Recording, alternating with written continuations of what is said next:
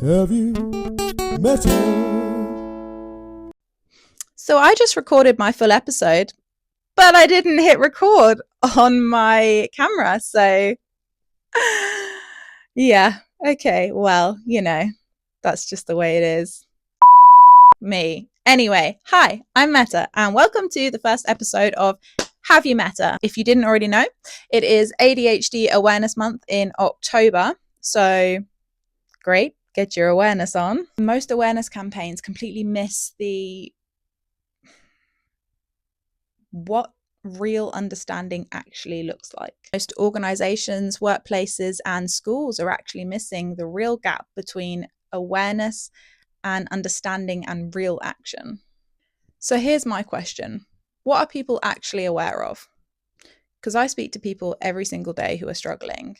They know something is different and they're finding things impossibly hard, but they are absolutely terrified to seek help, or the help that they're actually looking for, or the help that they need, they can't find. And the fear stops them from going further and actually getting the support that they require. They just keep struggling because they don't want to get a label. If awareness was actually working, people wouldn't be so terrified to seek help, and workplaces wouldn't be calling people that are autistic or ADHD lazy or difficult to deal with. Awareness is the absolute bare minimum. It's like saying, I'm aware that France exists. Cool. But that doesn't mean that you know the French culture or the language or what support the French people actually need. Neurodivergence isn't a one size fits all. It's not a linear spectrum. People can have multiple different conditions that interact in complex ways. And what works for one autistic person or one ADHD person might not work for another, or somebody with ADHD. And I appreciate there's not enough of that out there. There's not enough places where you can go to actually get that understanding. And that's why there is misconceptions. It's really difficult to have a holistic world view on neurodivergence when you've been taught one thing and you see one thing in the news. So awareness without understanding is just noise. I think that the don't get labeled advice comes from fear that a diagnosis will limit you, it will make you seem less capable, and it will be used against you. But what nobody tells you is that when you actually start to learn about yourself, that is the greatest power that you can have. That is the greatest tool in your workbook. You start to understand that you are wired the way that you are, and what you actually need to do is be more compassionate with yourself. And with the self-understanding comes the knowledge of what works for you and what doesn't. And that's important. Knowing your limitations, your energy levels, and how different situations make you feel and react can have such a positive impact and benefit in the long run. You stop blaming yourself and you start understanding your reactions. You can then pinpoint why you feel overwhelmed in certain situations. You can recognize your emotional patterns. I couldn't believe how much of my life actually made sense. Why I'd have meltdowns when plans change. Why I needed people to be direct, but was also incredibly afraid of feedback and took it as a massive criticism every time, that everything for me was the absolute end of the world. And why I was so easily exhausted all of the time with no energy to do anything else, even though I didn't feel like I was really doing enough. And my challenges with starting tasks and completing them and finishing them and knowing how to prioritize was not because I'm lazy.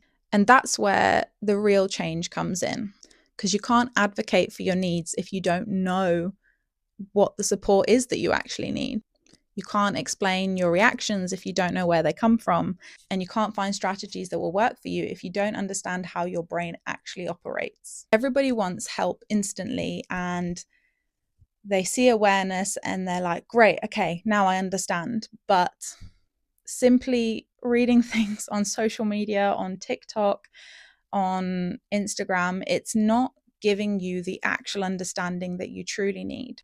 And people are still terrified to seek real understanding because they're afraid of everybody else's perception. But in the meantime, they're beating themselves up for reactions that they can't explain. They're still trying to use neurotypical strategies on their neurodivergent brain, and it's still not working for them. And the more they do that, the more frustrated and upset and embarrassed and angry they feel. And they keep going in the same cycle, and they keep going through burnout, and they keep wondering, why can I not just function like everybody else? And those cycles is where I was at. Those challenges are the challenges that I was having. I was so burnt out from years of feeling like I just needed to perform, behave, and act like everybody else. And eventually it would click, and eventually I would just be able to function like everybody, but it never clicked, and I always felt a step behind. I could never pinpoint why my skill sets never seemed to match anybody else's, and why I never felt like I was good enough at just one thing. Everybody seemed to have these skills and qualities that they were amazing at, and I couldn't see mine. They existed, but I couldn't see them. And it didn't matter how many times people said to me, yes, but you are skilled. Yes, but you are good at this. It didn't help.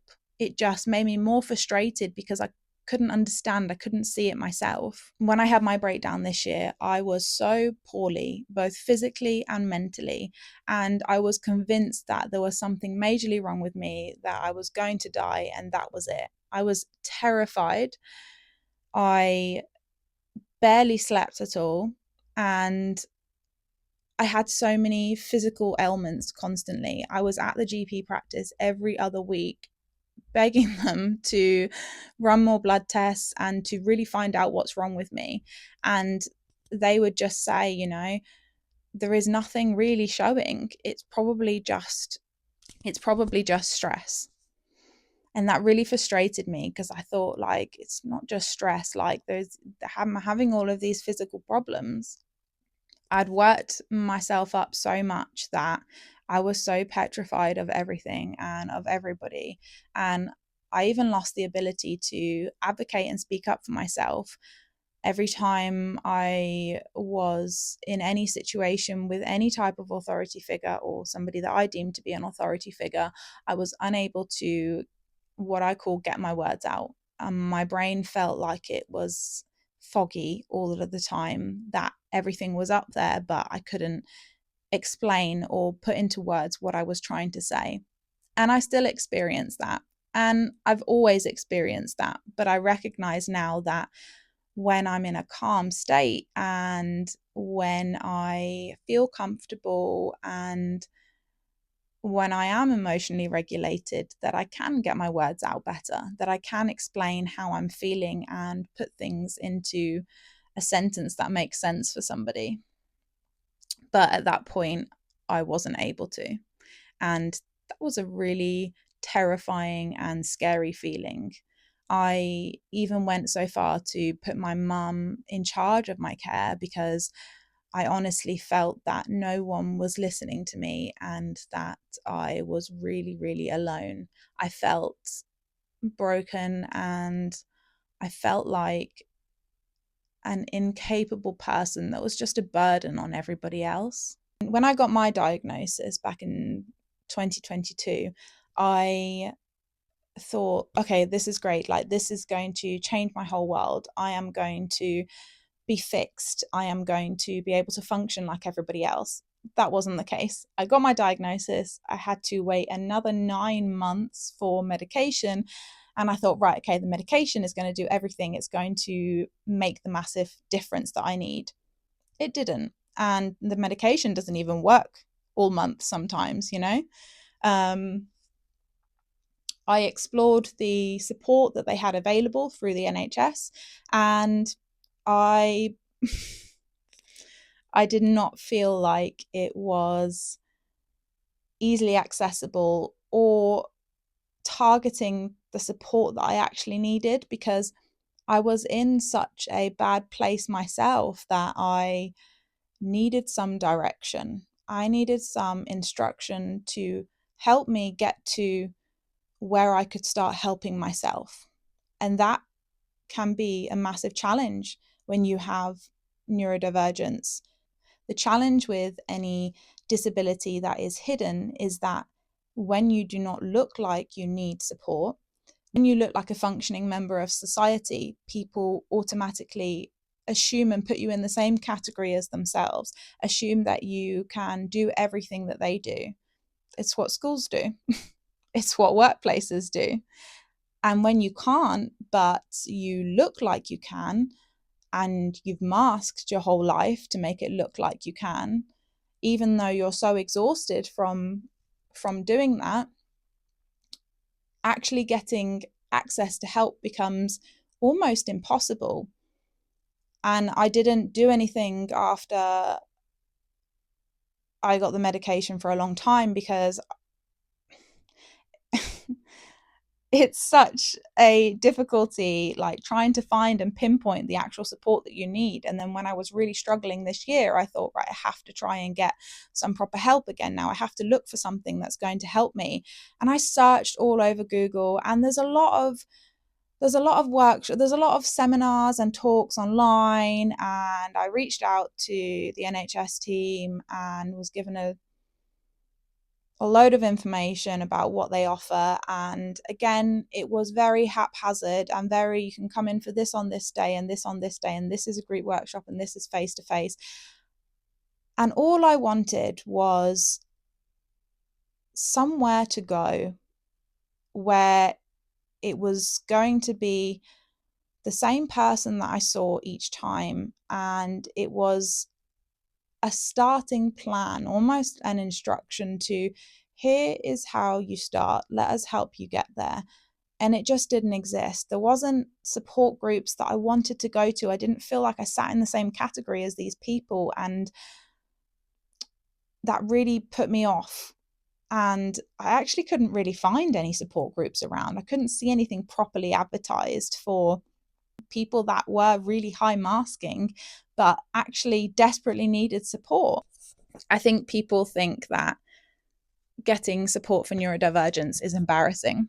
I was adamant that I needed to create what I felt like didn't exist. I needed to create the support for people that they couldn't actually access, and support that didn't require you to have a diagnosis to be able to access. So I came up with the concept of the ADHD creative. And I eventually started attending networking, where I met Safia, who runs the Mental Wellbeing Group, which is where the ADHD Creative Hub is actually based out of now. Since knowing her, I have learned so much, I have grown so much, and I continue to grow and learn, and that's never going to stop. But I have a group of people who want the same. They want to make a massive difference, for this community of people who desperately need support but can't find it in the right places. They understand that wellness is holistic, and support shouldn't just stop at diagnosis. Support should be well-rounded, and it consists of your mental health, your physical health, and your lifestyle and what's going on around you. Because without knowing these things, support isn't going to necessarily target you in the right ways. The services that the ADHD Creative offer are understanding your neurodivergence workshops, where we break down what neurodivergence actually is, what ADHD, autism, and ADHD, what they actually mean, and the differences between the myths that are out there and facts, real life, how these are, and giving you the tools to support yourself, to actually get that better understanding and find the places where you can go to start making a difference in your life and not feeling so afraid, burnt out, and struggling every day. These workshops are available for any adult, whether you have a diagnosis, whether you're exploring a diagnosis, or whether you are finding some things challenging, but you can't pinpoint an answer to it and you think you could have some neurodivergent challenges, but you're not sure. This is a absolutely no judgment zone. The first step to helping yourself is understanding how your brain works and why it works that way. You can pinpoint your triggers and you can put strategies in place that are actually going to help you. And we know that there is such an importance to our environments around us also understanding what's happening. It's crucial that organizations, whether they are workplace environments, whether they are school environments, have a better understanding of how neurodivergence works and how each individual is unique in their needs.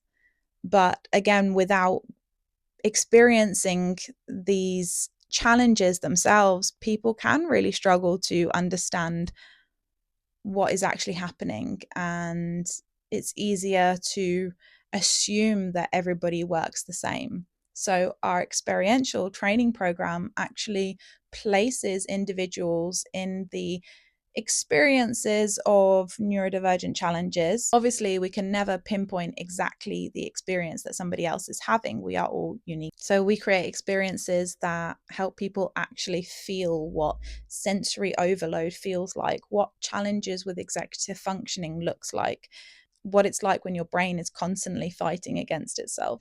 Because when organizations have this better understanding, they actually start asking, okay, what can we do to support you? And what does support look like for you?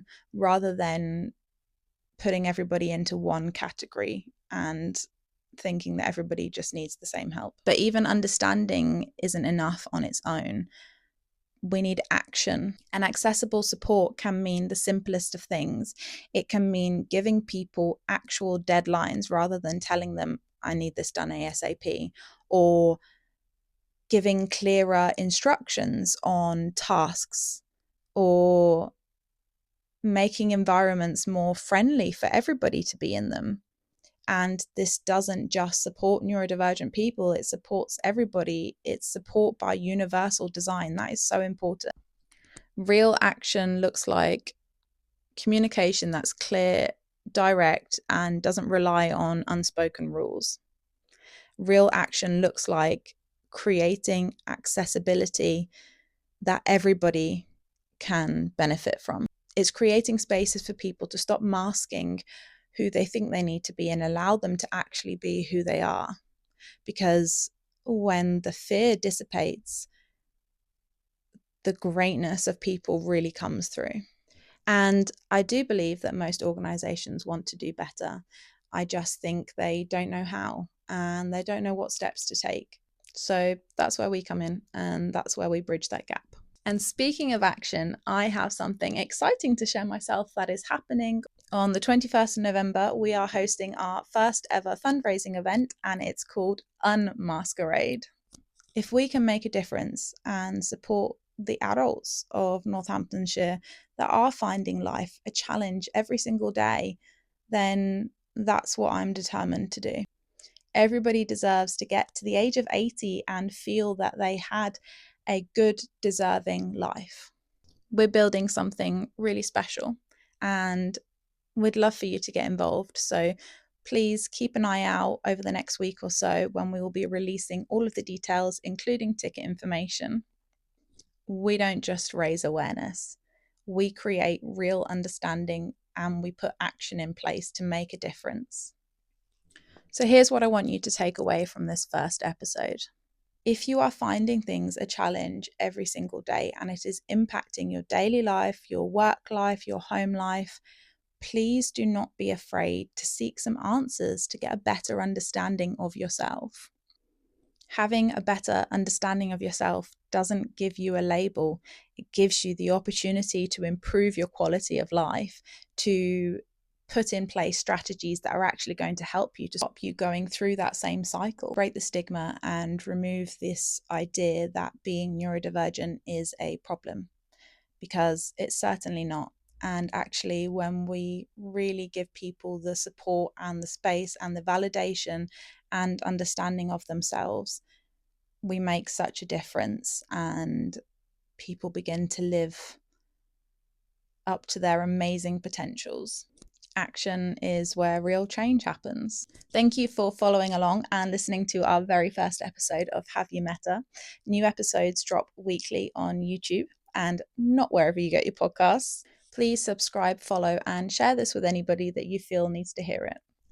Please do get in touch should you have any questions. Our details are on the screen now. To keep up to date with what we've got going on, please do follow along on our social media and head on over to our page at Mensa Wellbeing. See you next week. We're based out of the Mensa Wellbeing Group, Northamptonshire Centre for Neurodivergent Wellbeing. Please get in touch at info@mensawellbeing.com for any queries related to spaces and events that we have going on. We look forward to hearing from you. Have you met her?